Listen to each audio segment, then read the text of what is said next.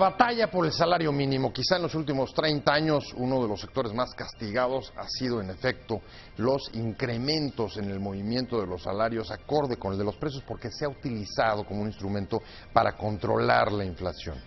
Sin embargo, esta larga batalla por el aumento del salario mínimo encuentra hoy un aliado inesperado: la renegociación del Tratado de Libre Comercio. De esto vamos a hablar hoy con la secretaria de Trabajo de la Ciudad de México y también con un especialista en la materia, con el punto de vista del sector empresarial. Soy José Buendía. Acompáñenos, vamos a empezar ahora este programa en el que todas las ideas se pueden cuestionar siempre que se debatan. Vamos a ver unos datos de contexto para ver qué es lo que se está diciendo sobre el salario mínimo, sobre el aumento del salario mínimo, que lo está, en efecto, analizando la Comisión Nacional de Salarios Mínimos, y regresamos aquí a nuestro foro a tener nuestro debate de hoy. La Comisión Nacional de Salarios Mínimos analiza un incremento al salario mínimo luego de que el sector empresarial se pronunciara a favor de esa propuesta, además de que Canadá y Estados Unidos reclamaran lo bajo de las percepciones en el país en el marco de la renegociación del Tratado de Libre Comercio. El principal obstáculo para el incremento de los salarios es el movimiento de los precios, que la CONASAMI pondera como uno de los principales criterios para autorizar el aumento, así como la actividad económica. Por lo tanto, la economía de México se contrajo en el tercer trimestre del año debido a retrocesos en las actividades industriales y de servicios, de acuerdo con el INEGI. En el marco de las rondas para la renegociación del Tratado de Libre Comercio, Estados Unidos y Canadá han pedido a México incluir la revisión de los salarios que se pagan en el país para buscar acortar la brecha con los de sus países. La brecha salarial entre México y sus socios se ha incrementado en los 23 años de vigencia del acuerdo comercial. La tendencia a la baja de los salarios en México debería generar preocupación por su impacto en el mercado interno, pero eso ha estado en segundo término porque la contención salarial ha funcionado contra la inflación y se ha convertido en un factor de competitividad y atracción de inversiones. La Secretaría de Hacienda estima que en 2017 la economía del país crecerá en un rango de entre 2 y 3%. Posiciones. La Coparmex propuso subir el salario mínimo a 92.25 pesos diarios desde el nivel actual de 80.04 pesos. A través de una carta, la Coparmex dijo que considera viable proponer a la CONASAMI que resuelva que a partir del 1 de noviembre de 2017 el salario mínimo se incremente. El Consejo Coordinador Empresarial también se pronunció a favor de que el ingreso mínimo se eleve a más de 95 pesos si no afecta la inflación o las tasas de interés. Explicó que hay que llegar a un consenso y deben llevar a una opinión que no tenga ningún efecto inflacionario. Por su parte, el secretario del Trabajo, Alfonso Navarrete, dijo que existen las condiciones para que los empleadores y trabajadores dialoguen para incrementar el salario mínimo, aunque Navarrete dijo que el aumento podría rondar los 90 pesos porque hacerlo hasta 95 rompería el consenso entre los empresarios sobre un incremento. Arrancamos con opiniones encontradas. Muchas gracias por estar con nosotros. La Comisión Nacional de Salarios Mínimos, en efecto, está en sesión.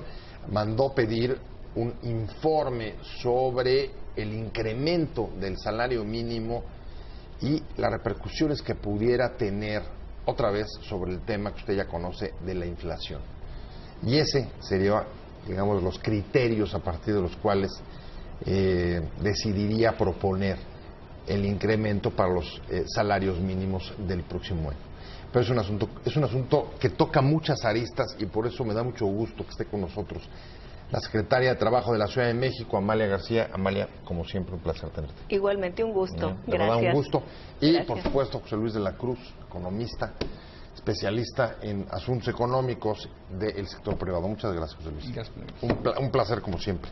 Si quieres arranquemos, Amalia, y nuevamente el tema de la inflación es el criterio, o la variación de los precios, es el criterio para determinar en cuánto pudiera darse el incremento del salario mínimo, aunque hay que decirlo, quizá me equivoco, pero la percepción que uno tiene del sector empresarial este año sobre todo, ya nos contará José Luis, hubo también un incremento importante del pasado, pero yo veo mucha más disposición sin duda este año. Hay más disposición y yo lo que creo es que el argumento de la inflación ya no es argumento.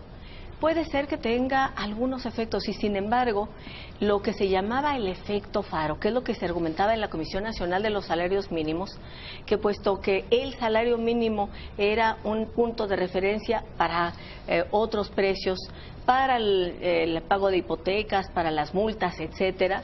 Entonces, al aumentar el salario mínimo, automáticamente todo subiría. Pero ya se cambió la Constitución y ya se desligó o desindexó el salario mínimo de esos otros precios. Lo que tiene que hacer el Congreso es establecer con toda claridad que ese desligamiento, esa separación que ya se dio en la Constitución, tiene que operar. ¿Qué es lo que realmente está causando un efecto inflacionario? Estamos a 6,5% de inflación, algo que no había previsto ni el secretario de Hacienda, ni nadie, ni el del Banco de México. Bueno, es el aumento del precio de los combustibles. En enero aumenta el precio de los combustibles y eso genera un efecto inflacionario inmediatamente. Es también la situación del peso frente al dólar, hay que decirlo con toda claridad. Genera un efecto inflacionario. Yo lo que creo es que mantener a México compitiendo en capacidad adquisitiva del salario mínimo solamente con Nicaragua y con Haití es absolutamente insoportable. Eso ya no resiste. Es el país, dentro de los países de la OCDE, que tiene el salario mínimo con más baja capacidad adquisitiva y eso afecta... Y un rezago de casi 30 años, ¿no? Un rezago de 30 años, el más alto nivel de capacidad de poder adquisitivo fue en los años 70 y ha venido bajando y la productividad ha venido subiendo y si lo viéramos en una gráfica, decía Porfirio Muñoz Ledo, algo tiene de Calvario y algo tiene de cruz. Esta gráfica baja el salario mínimo, mejora la productividad, pero México es competitivo porque ofrece mano de obra barata y eso es lo que en un tratado, en un acuerdo global, eso es inaceptable, sobre todo porque para los trabajadores y para la economía no conviene. No conviene porque no genera una reactivación del mercado interno y cómo va a reactivarse si no alcanza ni siquiera para comer 80 pesitos. 80, discúlpenme la palabra, miserables pesitos. Miserables pesitos. El sector privado ha pedido que suban hasta 95. El sector obrero, 100 pesos. Por ahí anda la negociación, pero temas muy polémicos los que se ponen en la mesa, José Luis. Una, lo de la inflación. No puede seguir siendo el salario un instrumento para contener la inflación. Dos, pérdida de poder adquisitivo, estamos a nivel de Nicaragua y Haití, y eso no nos hace más competitivos. ¿Cómo la ves? ¿En qué concuerdas y en qué difieres? Yo creo que lo que estamos viendo es probablemente resultado de uno de los problemas estructurales más graves que enfrenta el país, que es la crisis que existe en el mercado laboral. La precarización del trabajo es probablemente uno de los elementos insolutos en el país en los últimos 30 años. Ahora, de un lado de la moneda está esa precarización, no nada más de los salarios, sino también en general las prestaciones que reciben los trabajadores, y de otro lado también está la precarización de la actividad empresarial. ¿A qué me refiero? Hoy, si tú ves las cifras del IMSS, de los más de 19 millones de trabajadores afiliados a la institución, menos de 180,000 reciben salario mínimo. Es decir, en general las empresas formales pagan más de un salario mínimo. El salario promedio de cotización en el IMSS es 2 o 3 veces arriba del salario mínimo. ¿En dónde se encuentra el mayor problema de esa precarización en el salario mínimo? En la informalidad. Si uno ve las cifras de INEGI, la encuesta de ocupación y empleo trimestral, la última, pues uno va a ver que cerca de 7 millones de personas declaran recibir cuando mucho un salario mínimo. Es decir, hay personas que reciben hasta menos y hay personas que trabajan sin recibir salario. ¿Esto qué implica? Que en realidad es en la informalidad en donde esto se suscita. ¿Quiénes son? Micronegocios, es decir, unidades económicas que emplean cuando mucho a 10 personas, pequeñas empresas y en algunos casos, que son los menos, medianas y grandes. Entonces, evidentemente lo que estamos viendo aquí es un problema estructural muy serio, en donde por un lado está la informalidad y por otro está definitivamente la necesidad de resolver dos elementos que con salario mínimo me parece tienen que garantizarse. Uno es cumplir los compromisos que México ha firmado ante la Organización Internacional del Trabajo, que son los convenios y recomendaciones que indican que el salario mínimo tiene que cubrir las líneas de bienestar básico. Y segundo, pues garantizar con ello las prestaciones sociales que están derivadas de tener un empleo formal. Entonces, en ese sentido, avanzar hacia el incremento del salario mínimo me parece fundamental. El sector privado por eso lo apoya. El detalle aquí es de que el gran desafío va a ser cómo obligar a la informalidad, aquella que no cumple con las leyes, a que efectivamente lo pague, porque es ahí en donde está el mayor problema. ¿Cómo sientes tú? A ver, bueno, puede ser el mayor problema, pero ¿está desligado o está vinculado con lo otro? Bueno, yo creo que... ¿Cómo lo interpretas? No, la informalidad es algo muy grave. Sí. ¿Por qué es grave para quien está en la informalidad? Más que, yo diría incluso que para el Estado mexicano. Porque alguien que está en la informalidad no tiene acceso a atención médica a través de la seguridad social, no tiene acceso a una vivienda para los trabajadores, no tiene acceso a las estancias infantiles y guarderías para sus hijos, no tiene acceso a una pensión. A la intemperie. La verdad Así, es una situación claro, muy precaria. Y al mismo tiempo, por ejemplo, les pongo el caso de esto que se llama vagoneros en el metro. Se hizo un esfuerzo por la Secretaría de Desarrollo Económico en la Ciudad de México de decirles vamos a capacitarlos, tenemos los instrumentos para darles una formación para que se puedan incorporar a la economía formal. Fueron a la capacitación con mucho entusiasmo y después dijeron, miren, lo que pasa es que si yo entro a un trabajo como el que ustedes me dicen en la economía formal, a donde voy a ir 8 horas al día, resulta que me van a pagar a lo mejor no los 80 pesos, no un salario mínimo, sino 2 o 3 salarios mínimos. Pero yo en un día vendiendo chicles gano mucho más, gano 300 pesos y no 80 pesos. Entonces, sí necesitamos atender que la gente atiende lo inmediato, lo que requiere es comer, no está pensando en la pensión cuando sea mayor, no está pensando en que se puede enfermar, está pensando en comer. Exactamente, la canasta básica alimentaria, como dice el Coneval, no está siendo ni siquiera resuelta por el salario mínimo. Entonces, lo que estarías diciendo es el Estado mexicano no está cumpliendo, como decía José Luis, con la OIT. Absolutamente. Con los con trabajo decente, estándares mínimos de un salario para poder tener ni con la Constitución bienestar mínimo. Así es, ni con la Constitución. Se ha violado la Constitución desde hace años porque la Constitución, el artículo 123 dice un salario mínimo debe ser suficiente para que un jefe de familia pueda alimentar a su familia, para que le pueda dar educación, para que le pueda dar salud, cultura, vivienda, y evidentemente que con 80 pesos al día o con el doble, con 160 pesos al día no lo logras. ¿Qué hubiera pasado si la capacidad adquisitiva del salario mínimo en los años 70 se hubiera sostenido? Que hoy el salario mínimo en México sería de 6,000 pesos, no de 2,000 y tantos pesos. O sea, estamos a un tercio en 3 décadas. Ahora, hay un aliado nuevo y inesperado, déjenme decirlo de esta manera, y es el Tratado de Libre Comercio. Canadá y Estados Unidos han incluso tratado de incorporar dentro de la negociación el tema laboral, a pesar de que es una negociación comercial. Y los señalamientos que han hecho sobre el tema y sobre todo vinculado con el déficit comercial norteamericano han sido duros. Las negociaciones que hay en la Comisión Nacional de Salarios Mínimos para elevar el mini salario que en los últimos 30 años ha perdido en efecto, como decía Amalia García hace un momento, casi un tercio de su poder adquisitivo. Estoy contigo, José Luis, y nos quedamos con un tema que nos importa y es, nunca pensamos que quizá la disposición que hoy vemos de los empresarios o la mayor apertura para tener un incremento este año en el salario mínimo viniera justamente de la presión de Estados Unidos y Canadá, que los dos han señalado por sus razones, por sus diagnósticos, no necesitamos compartirlos, pero ellos han venido a decir hay que subir el salario en México porque si no, ese es justamente el elemento con el que pueden competir. Sin lugar a dudas, nuestros socios comerciales están ponen esto sobre la mesa porque para ellos sí es un elemento importante. No nada más lo es ahorita, lo era hace 25 años para los canadienses.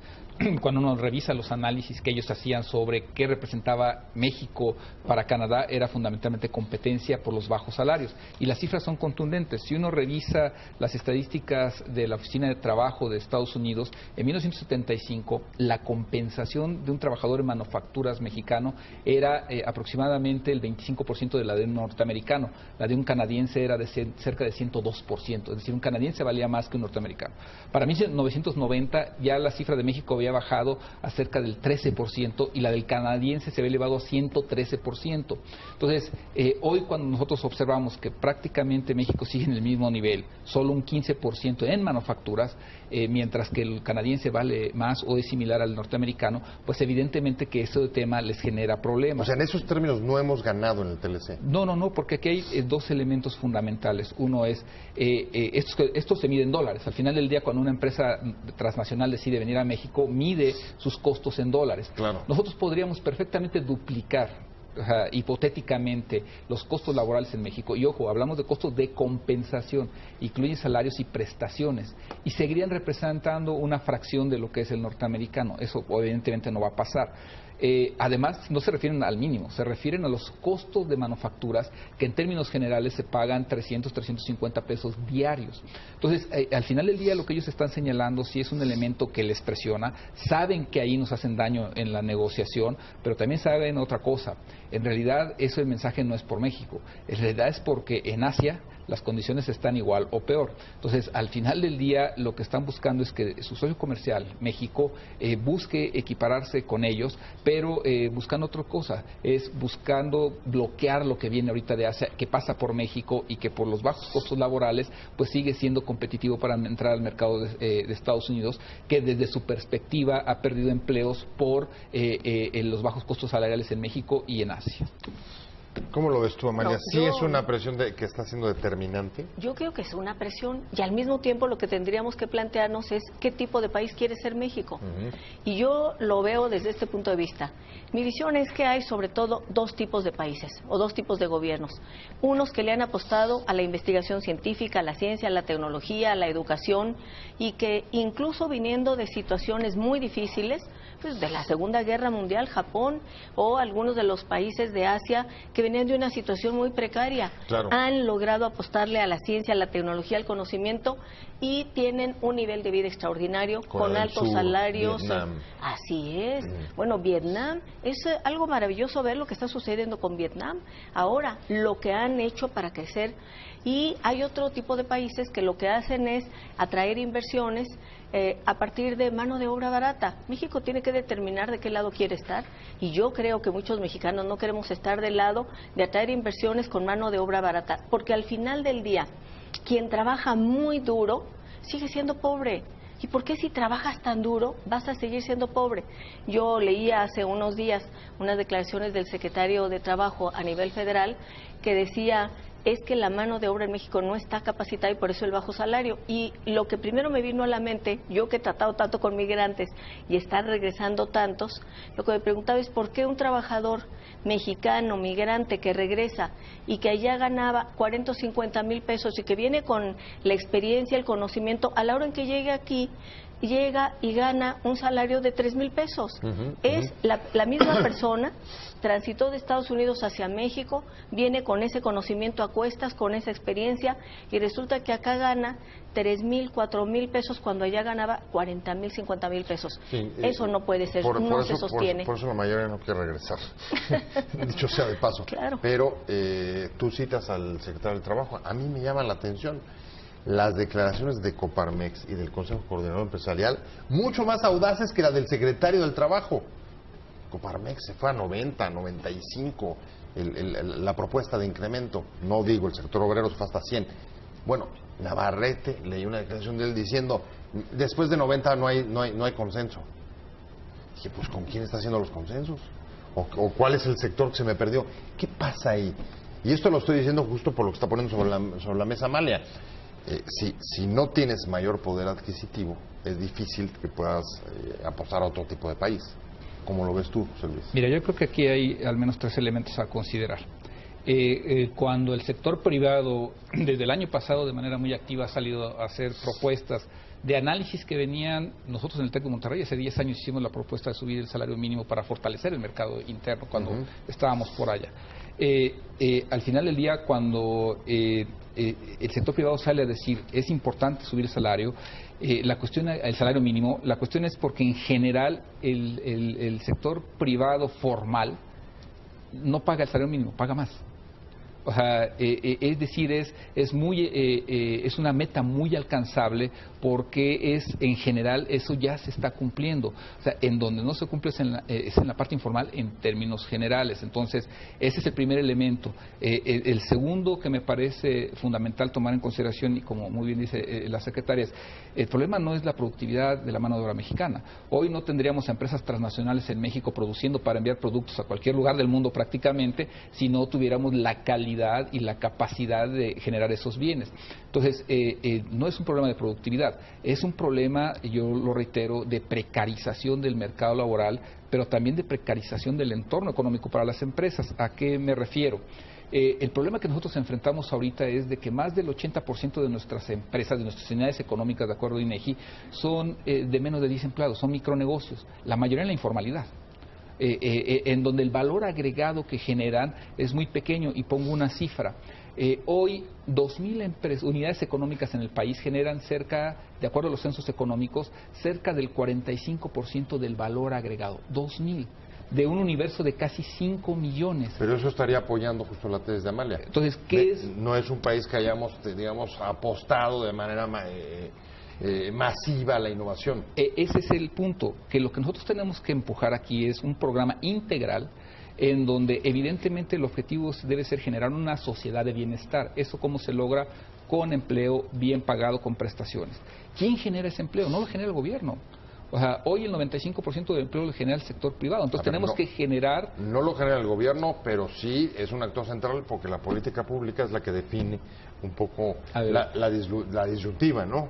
A ver, mira... El Estado tiene que jugar un papel. Mira, el Estado juega un papel, pero hoy, con cifras de INEGI, el 86% del valor agregado que se genera en este país lo genera el sector privado. Es decir, la inversión, o sea, la inversión fundamental, cerca de 12 puntos del PIB, es inversión privada. La inversión de gobierno no pasa de 4 puntos del PIB. Entonces, y la inversión extranjera directa son 3 puntos del PIB. Entonces, es el sector privado nacional que genera la mayor parte de empleo, de inversión, y entonces en ese sentido me parece que lo tenemos que garantizar lo siguiente. El sector privado nacional es desde la microempresa, que hoy la expectativa de vida de una pequeña empresa son el 40% va a quebrar al segundo año. Solo el 20% va a sobrevivir cerca de 10 años. Entonces, pero entonces todavía lo entiendo menos, yo voy contigo, Amalia. Si este es, digamos, el peso específico de los empresarios en el país, ¿cómo es posible que estén yendo incluso más allá, más audaces que el propio gobierno en sus planteamientos? Yo creo que, por ejemplo, Coparmex, que ha sido tal vez la Cámara más constante, con más precisión, diciendo que debe aumentar el salario mínimo y que deben mejorar el resto de los salarios, los ingresos, porque ellos tienen una visión económica muy acertada, y yo coincido con ellos. Quieren un mercado interno fuerte, quieren un mercado interno en el cual eso sea un motor, incluso frente al Tratado de Libre Comercio. Vamos a suponer que no hubiera Tratado de Libre Comercio, que desaparezca y Donald Trump y Estados Unidos diga no. Bueno, ¿a dónde acudes? Por supuesto, a diversificar tus relaciones, pero también a tu propio mercado interno. Yo recuerdo hace algunos años visitamos China, había un Congreso Mundial por los Derechos de las Mujeres convocado por Naciones Unidas, y algo que a mí me impactó mucho de lo que era la propaganda del gobierno chino era compra, compra, compra, gasta, gasta, gasta, cuando aquí las campañas que hacíamos era ahorre. Y allá, ¿por qué ellos? Yo pregunté, ¿por qué esta campaña de que la gente gaste? Y decían, porque el consumo interno es parte del motor de la economía china, es el del resto del mundo. Y sobre todo cuando otros se te pagan salario mínimo. En principio tenía que haber estado quizá ya para principios de este mes, por lo menos incluso así lo había emplazado el Consejo Coordinador Empresarial. El asunto se posterga, no sabemos en cuánto vaya a quedar. De 80 pesos, de 80 miserables pesos, decía Amalia García, puede subir a 90 o 95, 10, 15 pesos. En términos reales, Amalia, ¿en qué se traduce? Bueno, en términos reales, por lo menos la línea de pobreza, que es lo que se tendría que rebasar, no lo que dice la Constitución, pero tendría que llegarse a un piso a partir del cual fuera creciendo. ¿El piso dónde está? El piso, por lo menos tendría, yo diría, siendo realistas en el marco de la negociación que hay hoy, que sean 95 pesos como piso, para luego aumentarlo paulatinamente. ¿Eso te da, digamos, para cobertura de una línea mínima de satisfacción Lo y mínimo bienestar? para comer, no para nada más que para comer, nada más para comer, no es para lo que marca la Constitución. Y luego, claro que hay que ir a un problema estructural, atender un problema estructural de desigualdad, porque en los años 70, si lo vemos como un pastel, en una gráfica como un pastel, la distribución de la riqueza, el ingreso nacional bruto, alrededor de 45% iba a los trabajadores, hoy va el 28%. ¿Quién se queda con el resto? Pues unos cuantos se están quedando con la mayor parte de la riqueza del país y los trabajadores están compartiendo muy poco. Necesitamos un país con menos desigualdad. México es uno de los países con más alta desigualdad en el planeta, con uno de los salarios mínimos más bajos, que eso es algo que está ahí, y yo esperaría que la CONASAMI por fin tome la decisión, y si no, como dice otro clásico muy respetable, que yo estimo mucho, pues que renuncien. Si no puede la CONASAMI, que renuncien. ¿Cómo ves, José Luis? Que nos ponen un poco, digamos, ¿qué tanto avanzamos, ahora sí que de lo perdido, qué tanto aumenta el pedazo del pastel que se haya venido diluyendo, subiendo hasta 95, después del incremento que hubo también el año pasado? Mira, yo creo que aquí hay dos elementos. El primero es la situación actual del salario mínimo y de los salarios en el país, que ese es otro tema. Todos los salarios en el país se enfrentan a un problema. Hoy hay, comparado con 2000, hoy hay 1.8 millones de personas menos ganando más de 5 salarios mínimos que en el 2000. O sea, ha habido una, digamos, una pauperización, un empobrecimiento de quien gana bien. De quien gana bien. Hay más mexicanos, pero menos ganan más de 5 salarios mínimos. Menos clase media. Entonces, al final del día, yo reitero, es un problema estructural del mercado laboral y es mucho más profundo, sin demeritar que solamente el salario mínimo. Necesitamos abarcar todo. Entonces, ese es un primer paso importante. Segundo, a mí me parece que ya lo que se hizo el año pasado nos dio una muestra de qué se puede hacer y qué se debe de hacer para cumplir con las garantías mínimas sociales, que es generar un aumento porcentual en el salario mínimo y probablemente un incremento en términos monetarios de un ingreso que empiece a llevarnos a esa línea mínima de bienestar que hoy señala Coneval. Que, ojo, eso no va a resolver el problema. Si ustedes ven la canasta alimentaria de Coneval, resulta que ellos dicen que con 250 mililitros de agua tú ya cumpliste tus requerimientos de agua, que con 15 gramos de pechuga de pollo al día ya la hiciste. Y puedes ver ahí toda la estructura y resulta que entonces que esa línea mínima de bienestar alimentario también habría que revisarla porque en realidad es todavía mucho más a donde debemos ir. O sea que la dieta es literal. Literal. Es ayuno. Exacto, es ayuno. No deberíamos de sufrir de obesidad. Tal cual. Entonces, ahí está otra contradicción. Entonces, digamos, para concretar esta parte, a mí me parece que es importante que ya exista un consenso de subir el salario mínimo. Eso me parece que además ya existe un mecanismo que ha probado no tener impacto inflacionario por varias razones. Segundo, tenemos que ir hacia un elemento estructural que fomente la parte productiva. ¿Por qué? Consumir más no significa que vamos a crecer más. Si consumimos bienes importados, no hay crecimiento. O sea, consumir y generar crecimiento implica consumir lo hecho en México y eso lo fabrican las empresas que están en nuestro país. Tenemos que generar un mecanismo integral que le dé sostenibilidad a esto y que no nada más genere una burbuja de corto plazo. Y en ese contexto a mí me preocupa mucho, Amalia. Hoy salen los datos sobre producción industrial y servicios. Tienes estados que se están cayendo con menos 7 hasta menos 11% los petroleros y algunos creciendo muy bien, como los ligados a la industria automotriz, con crecimientos de entre 4 y 7%, pero con una perspectiva para el año que entra, en caso de que los peores escenarios del TLC, que ahí se pare o se frene también la inversión.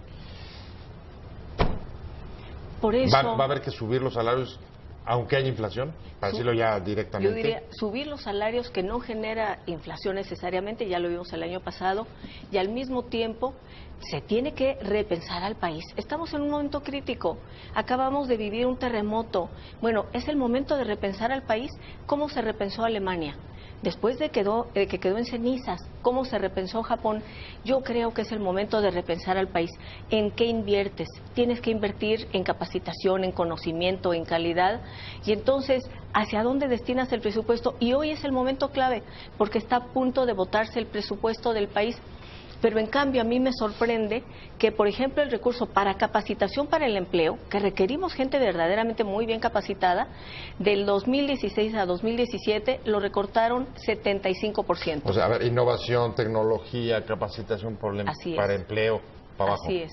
Y si no se está reflejando, más bien, ahí se está reflejando las decisiones reales. Sí, porque como dicen, el presupuesto determina qué tipo de recurso, qué tipo de desarrollo es el que quieres. Y entonces, ¿a qué le estás invirtiendo? Si le recortas a educación, si le recortas a ciencia, a tecnología, a innovación, quiere decir que ese no es el modelo de país que quieres. Y entonces, esta situación muy difícil que ya vive el país tendería a prolongarse. Bueno, me voy y sus cábalas. ¿Dónde va a cerrar el salario mínimo, el aumento este año? A mí me parece que se va a cumplir el objetivo de que por lo menos rebase cerca de 90 pesos. Eso me parece que es alcanzable porque el sector privado, algunas autoridades locales, evidentemente sindicatos ya lo están planteando. El gobierno federal me parece que va a tener que ceder en esta parte y yo creo que eso sí va a ser alcanzable. Yo esperaría que sea 95 por lo menos, bueno, como piso. Ya me voy. Amalia García, secretaria de Trabajo de la Ciudad de México. Gracias. Muchas gracias por haber venido con nosotros. José Luis de la Cruz, analista económico, especialista del sector privado. Muchas gracias a los dos, pero sobre todo gracias a usted por haber estado con nosotros hoy en Opiniones Encontradas. Nos vemos mañana.